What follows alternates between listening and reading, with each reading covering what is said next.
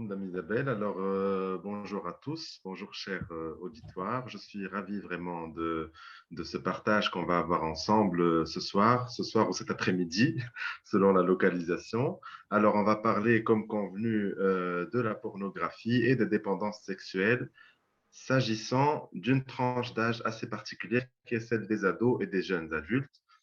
Donc, je vais de ce pas partager mon écran pour qu'on commence la présentation. Alors, est-ce que vous voyez tous mon écran déjà? Oui, Très bien. Alors, je vous dis très très rapidement le plan de notre présentation. Alors, premièrement, l'icebreaker, c'est-à-dire le brise-glace, ce sera quelques chiffres que je vais balancer un tout petit peu en vrac, d'avoir une idée un tout petit peu de quoi on parle, de l'ampleur du phénomène, si phénomène il y a. Après, on va passer à une petite rubrique que j'ai appelée C'est quoi le problème? Est-ce que le porno peut poser un problème? Y a-t-il déjà un problème par rapport à la pornographie? Troisièmement, je vais parler de l'aspect addiction. Et là, on va s'étaler pas seulement sur la pornographie, mais peut-être sur les addictions sexuelles en général. On va commencer par une question déjà au début qui est très très simple, qui est est-ce qu'on peut être accro à la sexualité en général et à la pornographie en particulier ou pas? Et enfin, on va terminer par quelques take-home messages, c'est-à-dire trois ou quatre messages sur lesquels il faudra peut-être les messages avec lesquels on sortira éventuellement après la présentation. Alors, pour la diapositive suivante. Très bien.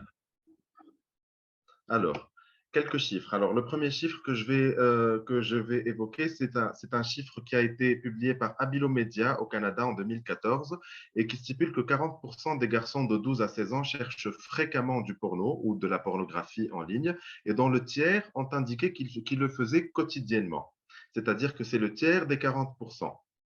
Déjà, on a une petite idée de l'ampleur du phénomène. Deuxièmement, un chiffre IFOP, c'est un chiffre qui a été publié en 2017 en France. C'est un chiffre qui est assez conséquent, en effet, et le chiffre stipule que 53% des jeunes en France de 15-17 ans affirment être tombés dessus initialement par hasard. Et c'est là qu'on va évoquer quelques autres facteurs de risque un tout petit peu plus tard dans la présentation et de ce problème du hasard et de la pornographie accidentelle, on va dire entre guillemets. Chiffre suivant, c'est le support. Sur quel support les adolescents et les jeunes adultes consultent-ils fréquemment la pornographie? Eh ben, le support qui a le pompon très, très, très, très loin devant, c'est le smartphone. Très, très loin devant, le smartphone est le support le plus utilisé par les adolescents et les jeunes adultes pour consulter la pornographie ou pour consommer, entre guillemets, la pornographie. C'est un chiffre aussi IFOP, c'est un chiffre français de 2017 qui stipule que 40% des garçons et 26% des filles consultent la pornographie à travers leur smartphone. Alors, chiffre suivant. Alors, 44% des jeunes de 15 à 17 ans disent reproduire ce qu'ils ont vu dans le porno ou dans la pornographie. C'est aussi la même étude IFOP de 2017. Et là, on évoque un autre aspect qui est celui de répercuter ce qu'on voit dans la pornographie. Et justement, sur ce volet-là, on va s'étaler un tout petit peu plus tard. Un autre chiffre qui est celui de Opinionway, qui est un tout petit peu plus récent, qui remonte à 2018 et qui stipule que 23% des jeunes de 18 à 30 ans, et là on parle de jeunes adultes plus que d'adolescents, estiment avoir eu des complexes à cause de la pornographie, des complexes sur lesquels aussi on va s'étaler un peu plus tard, des complexes en général qui sont en rapport avec l'estime de soi et l'image du corps. 8% des jeunes de 11 à 21 ans consultent des contenus pornographiques plusieurs fois par jour. Là, c'est une étude de l'Université de Liège qui a été publiée en 2017, n'est-ce pas? Et donc, le chiffre n'a pas l'air conséquent, mais c'est le fait qu'ils consultent plusieurs fois par jour qui m'a interpellé. Et c'est à ce titre donc, que j'ai décidé de mettre ce chiffre dans la présentation. Aussi, un autre chiffre qui est le fait que le tiers des enfants de 12 ans au Canada ont déjà été exposés à la pornographie. C'est un chiffre qui remonte à 2014. C'est aussi un chiffre de l'Institut Abilomedia, n'est-ce pas? Alors, je vais passer donc à la deuxième partie de la présentation qui est un tout petit peu plus élaborée, qui est c'est quoi le problème, entre guillemets, parce qu'on peut se demander s'il y a déjà un problème ou pas à consommer de la pornographie. Et je commencerai par insister sur le fait que nous ne faisons pas là une conférence qui est pour ou contre la pornographie. Ce n'est pas du tout le but de la conférence ou de la présentation. Il ne s'agit pas de prendre parti. Il ne s'agit pas d'avoir une vision binaire des choses. Il ne s'agit pas de voir les choses en noir ou blanc. Il ne s'agit pas de voir les choses en bien ou en mal. Il s'agit juste de comprendre s'il y a un phénomène et de l'analyser et éventuellement, s'il y a de la prévention, de prévenir quelques méfaits. Alors, parmi les problèmes que peut poser la pornographie, c'est le problème qui se pose sur le plan relationnel. C'est-à-dire que l'utilisation du matériel pornographique est liée à des comportements qui sont qualifiés d'instrumentaux ou de récréatifs, c'est-à-dire que ce sont des comportementaux qui valorisent davantage la satisfaction du plaisir physique et personnel que de l'aspect affectif.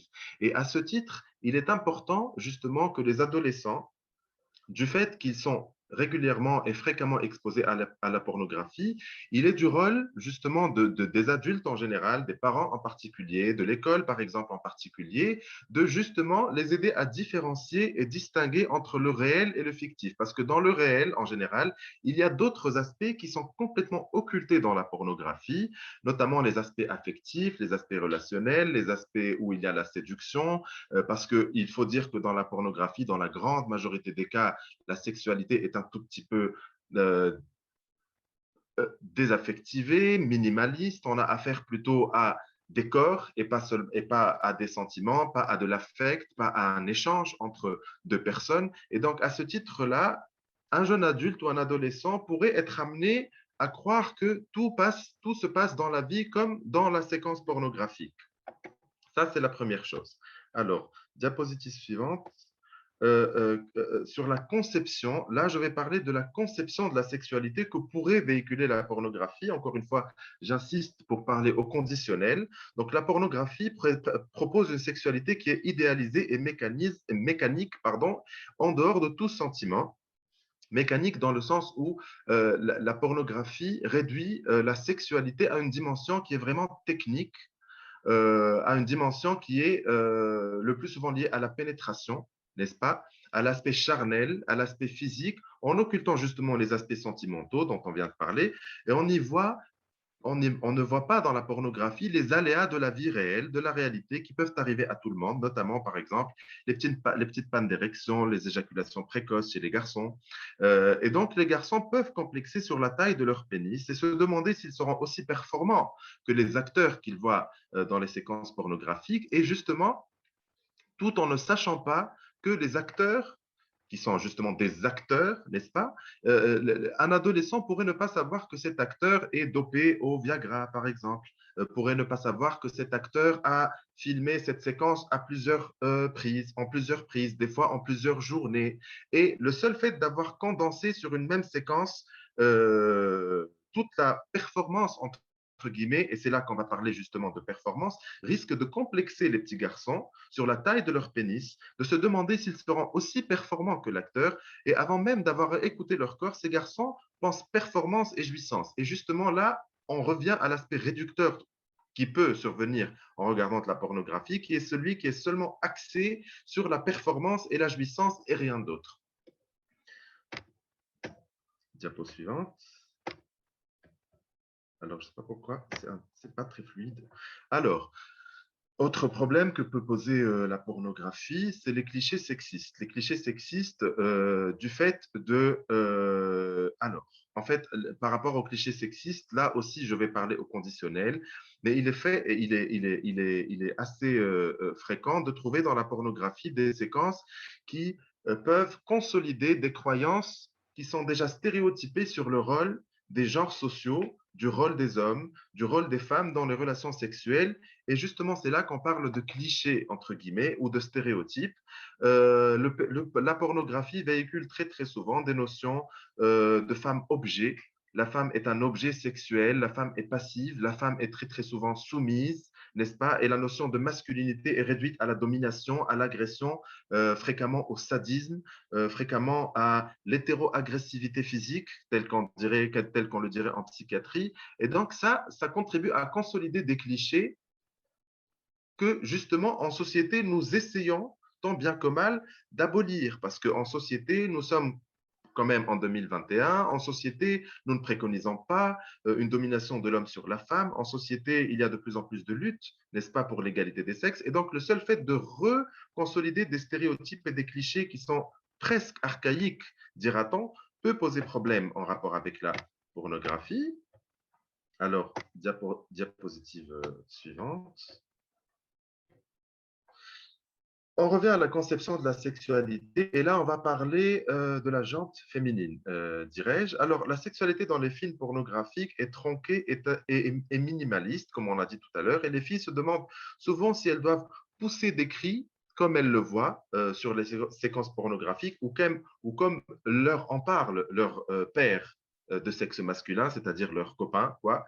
Et entre guillemets, et là je mets des guillemets, faire la totale par la bouche, par devant, par derrière, et parce que justement en consultation, on voit de plus en plus souvent des filles qui sont un tout petit peu, on va dire, complexées, même si je n'aime pas trop le mot, mais c'est des filles qui se trouvent un tout petit peu dans l'embarras parce que du fait de ne pas appliquer ce qui est très très souvent exposé dans les films pornographiques, elles se sentent un tout petit peu coincées, elles se sentent un tout petit peu, elles sentent un tout petit aspect coercitif dans le rapport au sexe opposé, dans le rapport au conjoint ou à la conjointe. Il y a un tout petit effet coercitif dans le sens où pourquoi on n'applique pas ce qu'il y a dans le porno. C'est ça la vraie vie. J'ai vu ça sur Internet. Sur Internet, ça se passe comme ça. Pourquoi tu ne veux pas faire comme ça? Pourquoi tu es coincé? Et donc, assez fréquemment, la fellation et la sodomie, par exemple, sont des pratiques qui leur sont imposées sans quoi elles seraient cataloguées comme des filles qui sont coincées. Voilà.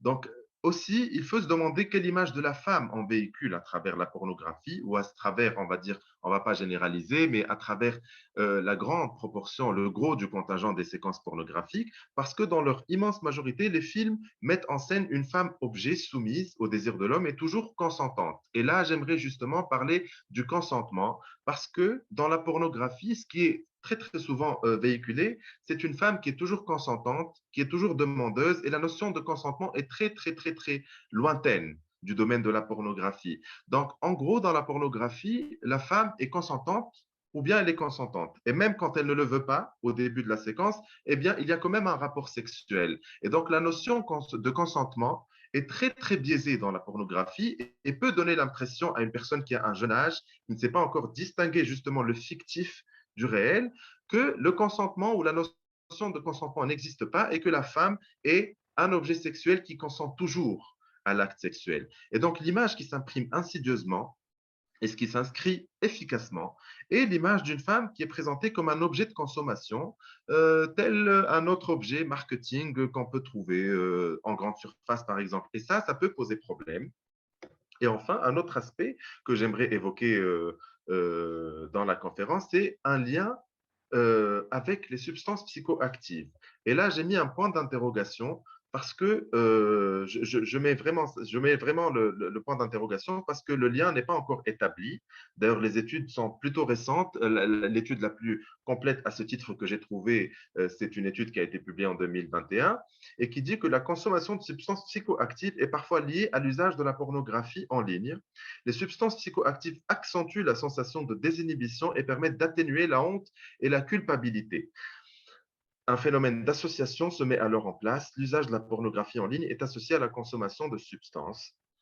Et là, pour expliciter ou pour expliquer ou pour un peu simplifier ce propos, on va dire qu'en gros, la honte ou la culpabilité que peut générer la pornographie à travers les petits complexes corporels, à travers l'estime de soi, à travers la coercition, à travers, par exemple, les petits garçons qui pensent qu'ils n'ont pas un assez grand pénis, à travers les filles qui pensent que l'aspect de leur vagin ne correspond pas vraiment à la normale, entre guillemets, peut créer un sentiment de honte et de culpabilité. Et à ce titre, les jeunes et les adolescents peuvent chercher à consommer des substances psychoactives justement pour un tout petit peu atténuer ces sentiments négatifs, ce sentiment de honte, ce sentiment de culpabilité que peut générer la pornographie. Mais je réitère que le lien n'est pas parfaitement établi et que ce sont encore des études qui sont débutantes. On ne va pas affirmer d'une manière assertive que les substances que le porno entraîne une addiction, par exemple, au cannabis ou à la cocaïne ou que sais-je. Alors, Diapositive suivante. Alors, on va, on va passer par quelques citations, notamment celle de Michel Fize, qui est chercheur au CNRS et qui dit que le lien entre visionnage d'une image pornographique et passage à l'acte n'est pas démontré, mais on peut soupçonner que l'image peut influencer les sujets les plus fragiles socialement, scolairement et les plus isolés familialement. Et c'est là qu'on revient au chiffre qu'on a vu tout à l'heure, qui est celui des enfants qui pourraient répercuter ou reproduire, les enfants ou les ados ou les jeunes adultes qui pourraient reproduire ou répercuter ce qu'ils ont vu dans les séquences. Donc, je réitère que le lien n'est pas parfaitement établi, mais qu'on peut supposer une petite influence qui peut s'exercer notamment sur les personnes fragiles, les personnes qui sont démunies, les personnes qui, par exemple, ne possèdent pas de modèles familiaux, qui ne possèdent pas un modeling social tel qu'on dirait en psychiatrie. Ça, c'est la première citation. La deuxième citation, c'est celle de Madame Monique Dago, qui est sociologue, et qui dit que la pornographie favorise une forte poussée de machisme agressif chez les jeunes garçons qui trouvent là une façon de se forger une identité.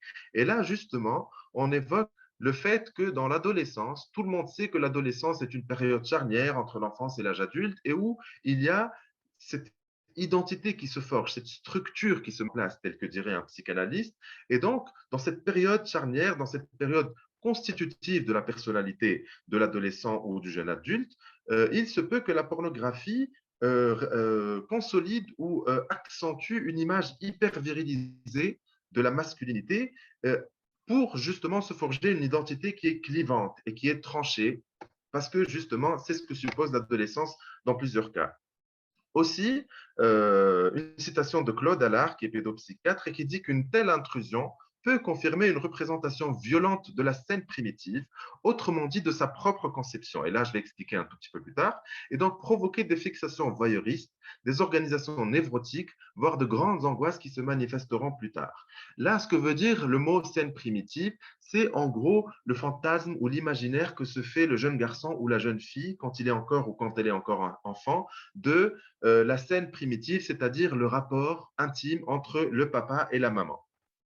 Et là, justement, cette conception de la scène primitive qu'ils peuvent plaquer sur ce qu'ils voient dans la pornographie, cette conception qui est un tout petit peu violente, qui est parfois ou fréquemment ou dans la majorité des cas agressive, qui est coercitive, n'est-ce pas? Ils peuvent la plaquer sur leur propre image de la propre scène primitive qu'ils ont conçue fantasmatiquement de leurs parents. Et donc ça peut faire émerger ou créer des angoisses qui sont profondes et qui peuvent créer des organisations névrotiques en termes psychanalytiques, c'est-à-dire que ça peut créer des névroses, entre guillemets, c'est-à-dire des névroses de type névrose d'angoisse, des névroses de type dépression, etc. Alors, je vais vous citer, avant de passer à la partie suivante, quelques facteurs de risque de consommation de pornographie chez les jeunes adultes et les adolescents, pardon, et ensuite on va passer aux facteurs de protection.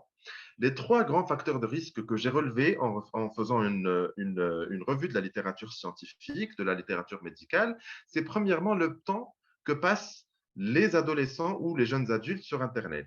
Parce que plus ils passent de temps sur Internet, plus évidemment ils risquent d'être confrontés de manière accidentelle à des sites pornographiques. Parce que justement, et comme on l'a vu un tout petit peu plus tôt dans les chiffres, il est très très fréquent que le premier contact avec la pornographie se fasse d'une manière accidentelle et complètement inopinée. Par exemple, à travers une pop-up, par exemple, à travers une publicité, par exemple, à travers un spam. Et donc, le temps que passe la personne sur Internet augmente la probabilité de survenue de ce genre d'événements qui peuvent justement être à l'origine du premier rapport, du premier, pas rapport sexuel, mais du premier rapport à la pornographie. Et donc, premièrement, le temps que passe le jeune est primordial pour déterminer s'il va ou pas tomber sur de la pornographie. Deuxièmement, c'est l'influence des pairs ainsi que l'utilisation des réseaux sociaux. Ça vient d'une étude qui est très, très récente, qui remonte seulement à 2 ans, qui est de 2019. Et là, on va parler du fait que dans cette période qu'est l'adolescence, l'adolescent, justement, est très, très influencé par les pairs. Et parfois, pas très influencé par les parents ou par les proches familiaux, par les proches de la famille, on va dire. Et donc, cette influence des pairs peut aller dans le sens de regarder des scènes pornographiques parce qu'il est très, très fréquent, par exemple, que les adolescents ou que même les enfants regardent dans la cour de récréation, au téléphone, des scènes pornographiques ou dans la toilette du collège, par exemple, ou s'échangent ce genre de vidéos dans les réseaux de messagerie tels que WhatsApp ou tels que Messenger ou que sais-je. Et donc, l'influence des pères à ce titre est très, très importante parce que parfois, on trouve des adolescents qui sont plutôt axés sur les pères et pas trop axés sur la famille. Et c'est là que vient l'aspect dont on va parler ultérieurement, qui est celui du dialogue et de la relation de confiance qu'il y a à instaurer entre les parents d'un côté et l'adolescent de l'autre pour justement faire qu'il y ait aussi une influence positive, pas une influence dans le sens négatif du terme, des parents. Troisième facteur de risque de consommation de pornographie chez les adolescents et les jeunes adultes, c'est les troubles psychiatriques, notamment les syndromes dépressifs et la faible estime de soi. Il a été démontré dans plusieurs études, là je cite juste la plus récente et celle qui comporte le plus d'effectifs de patients, que les personnes, à cet âge-là, les personnes qui présentent des troubles psychiatriques de type dépression ou de type trouble de la personnalité qui impliquent une faible estime de soi sont beaucoup plus fréquemment sujets à une utilisation, parfois même compulsive et addictive de la pornographie. Et donc, euh, les psychiatres en général et les pédopsychiatres en particulier sont très, très vigilants quand un adolescent ou un jeune adulte présente un trouble psychiatrique, ils tendent à dépister assez fréquemment et même parfois systématiquement ce genre de comportement parce que justement, ça peut virer à l'addiction, comme on va le démontrer un tout petit peu plus tard. Alors, diapositive suivante, c'est sur les facteurs de protection. Alors, pour les facteurs de protection, il y en a plusieurs, mais j'en ai retenu que deux pour cette présentation parce que ce sont les deux facteurs majeurs qui ont été le plus démontrés par la littérature scientifique. Le premier facteur, c'est le dialogue, c'est-à-dire la discussion, les échanges qui permettent de faire passer des informations. Et là, justement, il ne s'agit pas d'un dialogue, entre guillemets, dialogue de sourds. Il ne s'agit pas d'un dialogue qui doit se faire. Il s'agit justement, enfin, je dirais qu'il faut qu'il s'agisse d'un dialogue plus que de deux monologues. C'est-à-dire qu'il faut parler à l'adolescent et lui parler en son propre langage, lui parler avec des mots qui sont simples, lui parler sans les notions de tabou, lui parler sans la culpabilisation, sans les sentiments de honte, n'est-ce pas, pour que ce dialogue soit justement fructifiant et pour que justement ça ne débouche pas sur de la colère ou sur de la frustration ou sur ce qu'on appellerait un dialogue de sourds, premièrement. Deuxièmement, les croyances religieuses. Il a été démontré dans certains articles de la littérature que les personnes qui ont des croyances religieuses, quel que soit le type de croyance religieuse, intègrent un tout petit peu plus fréquemment des normes sociales, des réflexions, des autorégulations et un contrôle social qui permettent parfois d'être un tout petit peu moins sujet au risque ou à la probabilité de devenir un consommateur de pornographie ou de concevoir la sexualité telle qu'elle est conçue dans la pornographie, parce que le lien, justement, peut se faire très, très facilement, comme on a dit. Bien sûr, une promotion d'une quelconque religion, mais il s'agit d'un facteur qui a été démontré par la littérature, donc nous sommes dans l'obligation de le dire.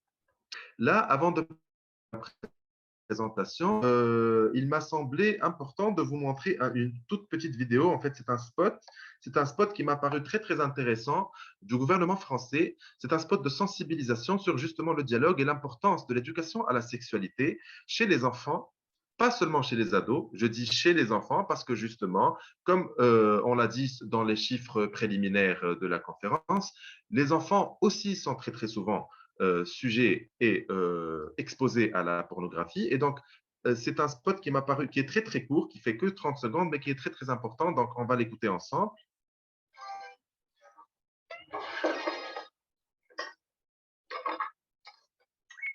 Comment on fait les bébés?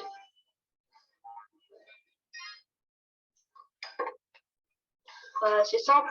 La femme, elle a quatre pattes, l'homme tire les cheveux et elle crie très fort. À 12 ans, près d'un enfant sur trois a déjà été exposé à du contenu pornographique. Toutes les solutions de contrôle parental et conseils sur jeprotègemonenfant.gouv.fr. Alors, en fait, bien sûr, la vidéo présente les choses, le spot présente les choses d'une manière un tout petit peu caricaturale, entre guillemets, pour justement faire passer un message. Mais il se trouve que justement, ils ont décidé de mettre des tout petits enfants, même pas des adolescents, dans la vidéo, parce que le lien, plus la personne a un jeune âge, plus le lien est très vite fait entre réalité et fiction. Et plus le plaquage de la fiction sur la réalité se fait facilement. Et donc, quand c'est des enfants de moins de 10 ans, par exemple, qui sont exposés, ils auront beaucoup plus tendance à plaquer ce qu'ils ont vu sur la réalité. Plus on est grand, plus on est âgé, entre guillemets, et plus on tend à distinguer ce qu'on voit sur un écran et la réalité des choses. Et moins on est grand, moins on va croire que ce qu'on voit, c'est la réalité des choses. Et donc, justement, ce spot, c'est justement fait pour sensibiliser les parents à l'importance de l'éducation à la sexualité pour ne pas se trouver dans des situations pareilles. Le troisième aspect qu'on va évoquer ensemble dans cette conférence, c'est l'aspect addictif. Parce que justement, la question ne se posait pas jusqu'à il y a quelques années, jusqu'à il y a 5 ou 10 ans, dans la médecine, on va dire par excès, on va dire 12 ans, n'est-ce pas? C'est les études les plus anciennes que j'ai trouvées à ce titre, c'est-à-dire au titre de l'addiction à la sexualité, c'est des études qui remontent au maximum à 2009. C'est-à-dire que la médecine moderne n'avait pas encore dépisté qu'on pouvait avoir des comportements d'addiction sexuelle. Et donc, c'est pour ça que j'ai choisi la forme interrogative parce que la médecine et donc tout le monde ne savait même pas qu'on pouvait être accro à la sexualité ou à la pornographie jusqu'à récemment. Donc, on va commencer par quelques images ici. Alors, comme d'habitude, ça tarde un peu. Alors, la première image, c'est une image, bon, je vais un tout petit peu simplifier tout ça. Alors, c'est une étude qui est parue en 2014 qui a comparé des IRM cérébrales, c'est-à-dire que c'est une imagerie, c'est des sortes d'images qu'on fait sur le cerveau, des IRM sur des cerveaux de personnes qui ne consomment pas de pornographie et ils les ont comparés à des IRM de personnes qui utilisent la pornographie d'une manière compulsive.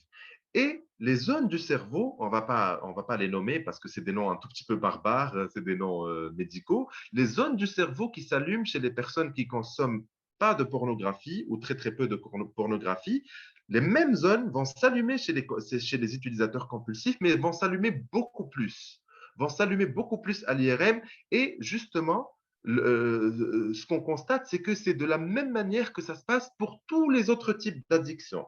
C'est-à-dire qu'on a le même type d'image pour les personnes qui ont, par exemple, une addiction à la cocaïne, une addiction, par exemple, au LSD, au GHP, etc.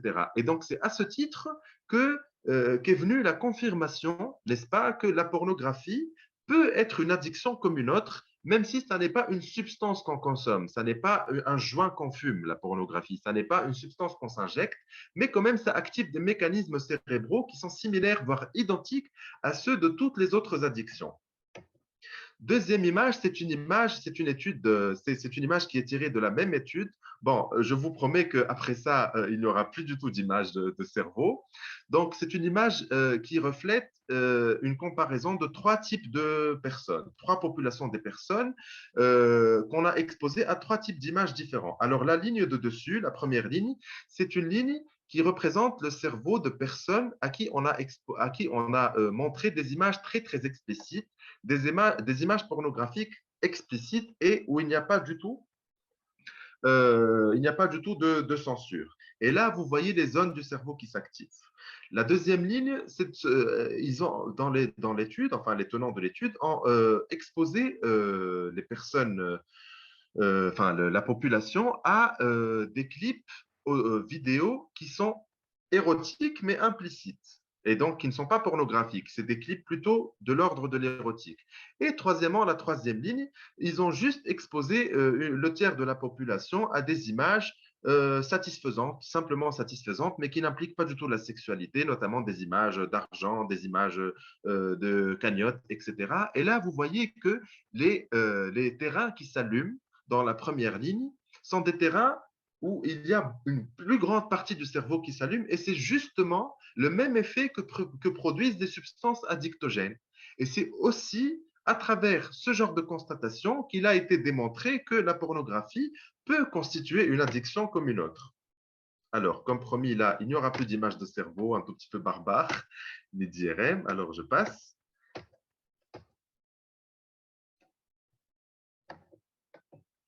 Alors, là, on va parler du fait que dans la nouvelle classification de l'OMS, c'est-à-dire un tout petit peu, entre guillemets, la Bible de tous les médecins, c'est ce qu'on appelle ICD, c'est la classification internationale des maladies, il y a justement une nouvelle entité, un nouveau trouble, n'est-ce pas, comme on dirait en anglais, un disorder, qui s'appelle le trouble comportement sexuel compulsif et qui n'existait pas du tout jusque-là dans les manuels de médecine et qui n'existe toujours pas dans le DSM, qui est le manuel Princeps des psychiatres actuellement partout dans le monde. Mais l'Organisation mondiale de la santé a préféré parler de ce trouble et l'évoquer pour justement commencer à étudier les éventuels traitements qu'il faudrait proposer aux personnes qui en souffrent. Et il y a une étude qui remonte là à 2009, et c'est là justement qu'ont commencé les premières études sur les addictions sexuelles, qui a recensé différentes formes cliniques, on va dire, de l'addiction sexuelle ou du comportement sexuel compulsif. On peut trouver la masturbation compulsive, on peut trouver le thème de notre conférence qui est la pornographie. On peut trouver des relations sexuelles consentantes, mais à une fréquence excessive, qu'elles soient réelles ou virtuelles. On peut trouver d'autres activités sexuelles en ligne qu'on va évoquer un tout petit peu plus tard. On peut trouver ce qu'on appelle le phone sex ou le sexting, c'est-à-dire le fait de s'envoyer des images ou des sextos. On peut trouver les pratiques sexuelles en club, en sauna, en backroom, etc. Et enfin, on peut trouver, mais ça c'est beaucoup plus rare, des comportements de séduction compulsive. Là, c'est en gros les différentes formes cliniques des addictions sexuelles. Alors, quelques données sur les addictions sexuelles. Alors, les addictions sexuelles ont une prévalence beaucoup plus élevée en fin d'adolescence et c'est justement, encore une fois, la preuve qu'il faut être très, très vigilant quant à cette tranche d'âge, quand on est parent, ou quand on est instit, ou quand on travaille en milieu scolaire. L'âge moyen de début, justement, c'est l'âge de 18,7 on va dire entre 18 et 19 ans. La durée moyenne du trouble, c'est 12 ans, c'est-à-dire qu'une personne qui a un trouble addiction sexuelle, en général, il lui faut à peu près 12 ans en moyenne pour, entre guillemets, guérir ou se remettre de ce trouble.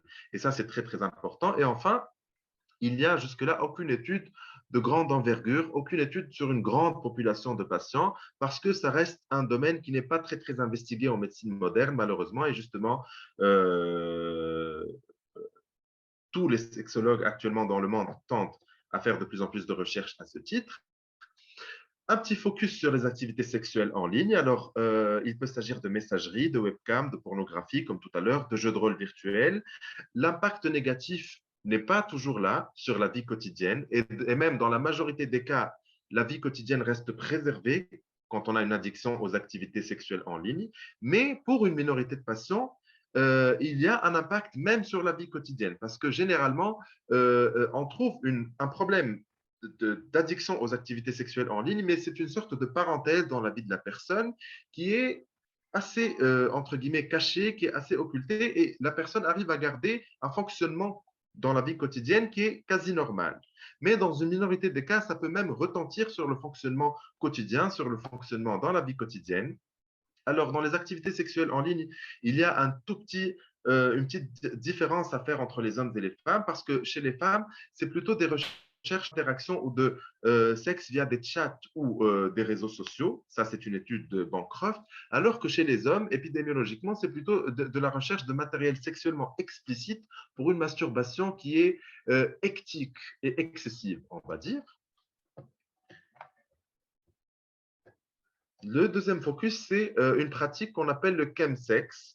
Alors, c'est une pratique sur laquelle je ne vais pas me concentrer, je vais la dire juste rapidement. En fait, c'est une pratique qui allie sexualité et substances psychoactives, mais pas dans le sens où, pas au même titre que j'ai évoqué tout à l'heure. C'est-à-dire que ça n'est pas dans le sens où les substances psychoactives tendraient à diminuer la charge anxieuse ou la honte ou la culpabilité que crée la pornographie. Non, là, il s'agit d'une pratique où les substances qui sont utilisées pour justement un tout petit peu décupler et augmenter et exacerber le plaisir sexuel.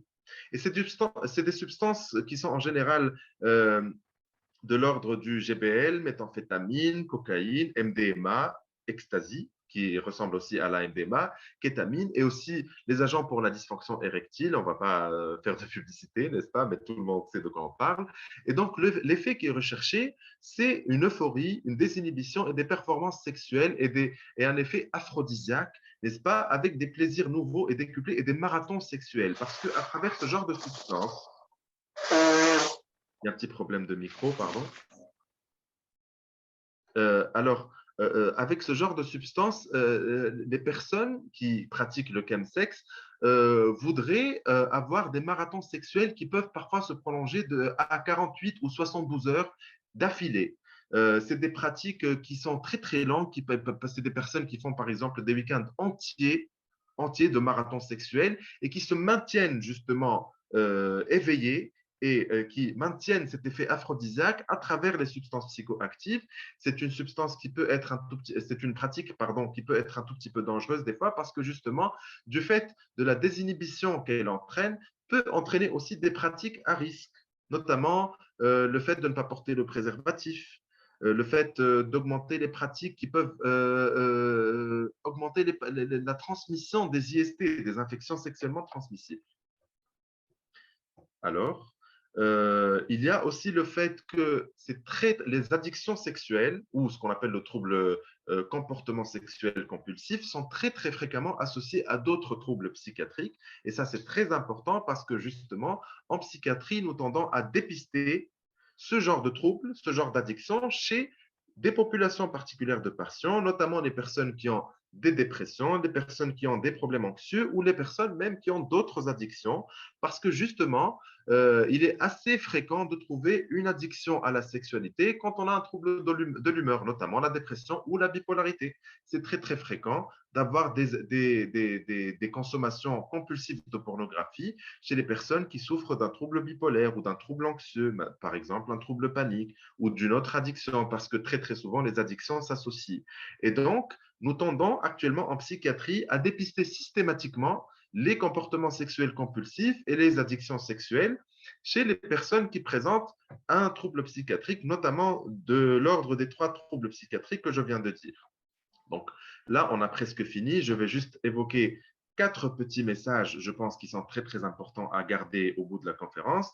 Premièrement, il faut assouvir la curiosité parce que sinon, on passe au tabou et le tabou, c'est pas bien. Le tabou, ça entraîne une curiosité qui peut justement être assouvi d'une autre manière qui est beaucoup plus malsaine. Et donc, il faut assouvir la curiosité des enfants, des adolescents et des jeunes adultes, mais autrement que par la pornographie, qui peut être choquante et parfois destructrice, pardon.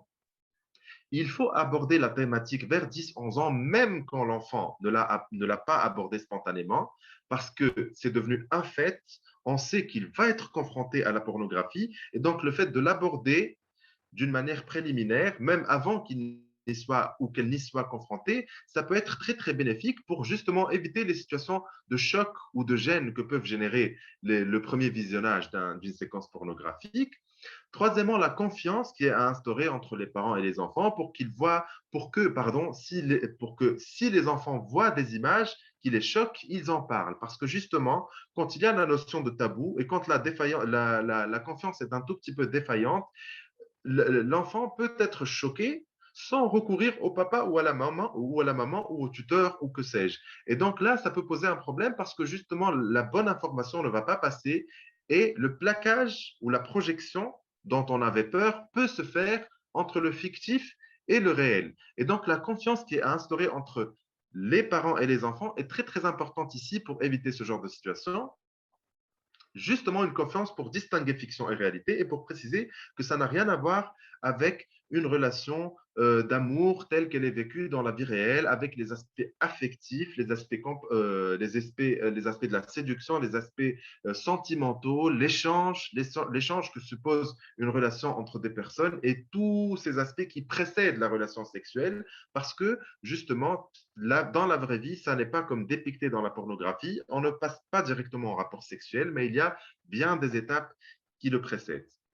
Pour finir, il y a un bouquin, bon, ce n'est pas pour faire de la publicité, mais il y a un petit bouquin illustré que je propose très, très fréquemment aux parents qui ont des enfants ou des adolescents qui se posent des questions sur la sexualité, parce que des fois, c'est un tout petit peu tabou. Des fois, le parent peut évoquer le sujet à l'enfant ou à l'adolescent, mais l'enfant ou l'ado peut être un tout petit peu réticent à l'évoquer avec le parent. Et donc, des fois, on peut passer par ce genre de support.